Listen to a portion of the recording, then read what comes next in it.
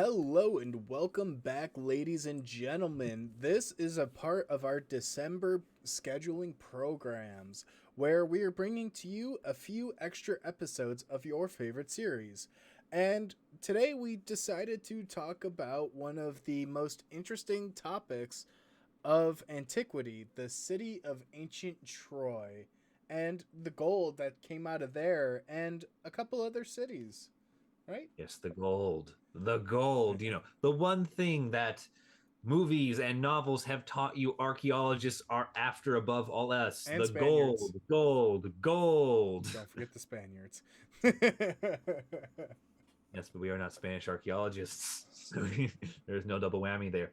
So we are specifically what has come out is gold from the ancient city of Troy and the ancient city of Palochny uh, and all came from the same place. There's a new was it PLA test Yes. that has enabled us to perform a more intense metallurgy without destroying and damaging these artifacts. Well, not they do some damage. I could talk about the Yes, scientific side of things. but far less invasive than what we would have needed. Like we don't actually have to destroy the entire artifact anymore. Yeah, no, PLA or portable laser ablation system is really cool. It's basically this laser that you shoot at the artifact, and what it does is it effectively vaporizes the material, the whatever you're shooting it at, but at such a microscopic level that it's not necessarily visible or not visible to the naked eye.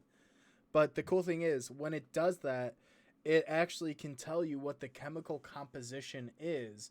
And a lot of times with specific metallurgy and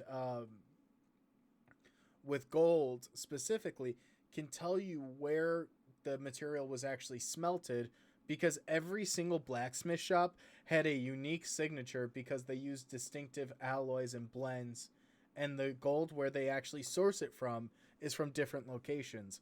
So archaeologists and scientists are able to basically trace the lineage of the material, and that's what they did here.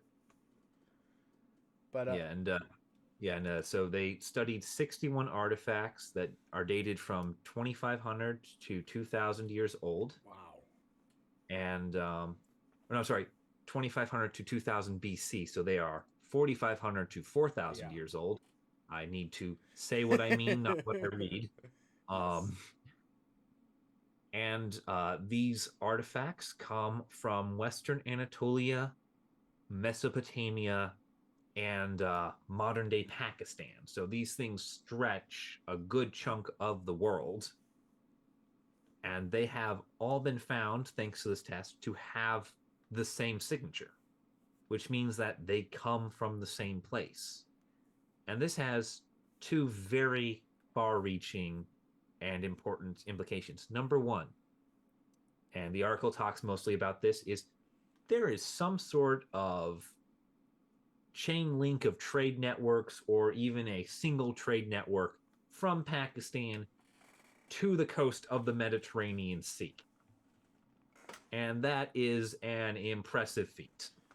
And then the other big thing that it hints at and that the article talks about for a little bit was if this is the same unique signature, which it is, obviously, in all these sites, then it reasonably you can assume that these items were being mass produced by workshops and not just as individual items.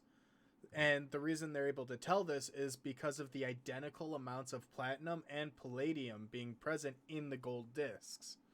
So it's Yep. kind of interesting, and this also Yeah, ties in.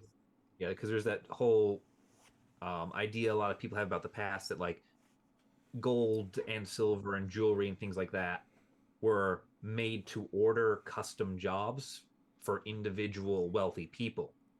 Not the case.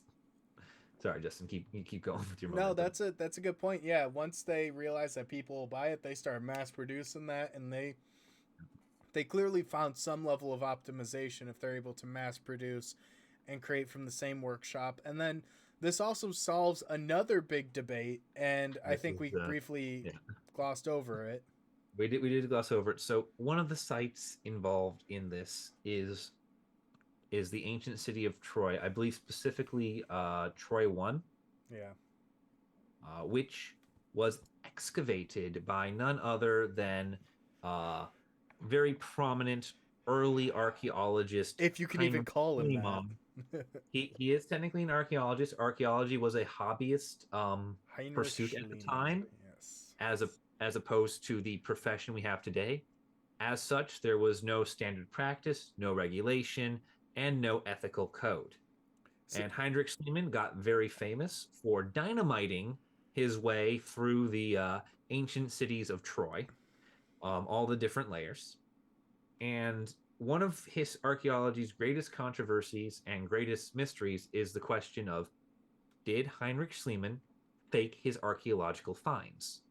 Because there are some indications that some of the gold he found, between how he describes finding it and the fortuitous nature of how it was found, and even some letters from his own personal goldsmith back in Europe, seem to indicate that not all of the treasure he unearthed was actually there. But this proves that at least some of his artifacts are legitimate. God, I can't. Oh, it This, just. and I do not like Heinrich Schliemann, but like I'm very happy to see that golden artifacts from Troy 1 have in fact been proven legitimate by science, because that was a serious concern for this man.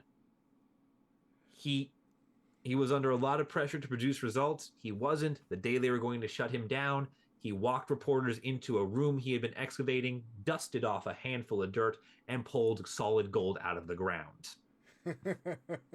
That is the true story of what he did on what was supposed to be his last day on site. It got him a ton more funding, and he claims to have found numerous rich artifacts, many of which are in museums. And there's always been that lingering question of, are they real? I also just find it very intriguing too, the fact that up until that point, the whole idea of Troy was more associated with like how we would think about Atlantis, of like that fringe, like It was historical but it, not it proven. was it was taken less seriously than Atlantis. Atlantis had I believe Aristotle backing it, as opposed to Homer. Yeah. So it was one of the, so the authority of like history's greatest philosophers and school teachers, or history's greatest storyteller. Who do you think has the more historically accurate information? Well, Was the general argument. and now we know what the Now we case. know it was Homer. Troy was real, Uh, and we now know that the artifacts unearthed at Troy are real, which is very pleasing for us, because um, Heinrich Schliemann is not a particularly popular figure. He is a particularly controversial one, and it's just nice to see something that resembles integrity from this man's work. yes, that wasn't just his usage in That, high level yeah, explosives. yeah. He or con artistry. The man had a knack for theater. But anyways, I think that's a good point for us That's to it. wrap up the episode here. And I'm gonna say it this time on that terrible bombshell. Please like, subscribe, and follow us. Beautiful. It's season 2, baby. Subvert the trope. Alrighty, everyone. Thank you for watching. We'll see you in the next video.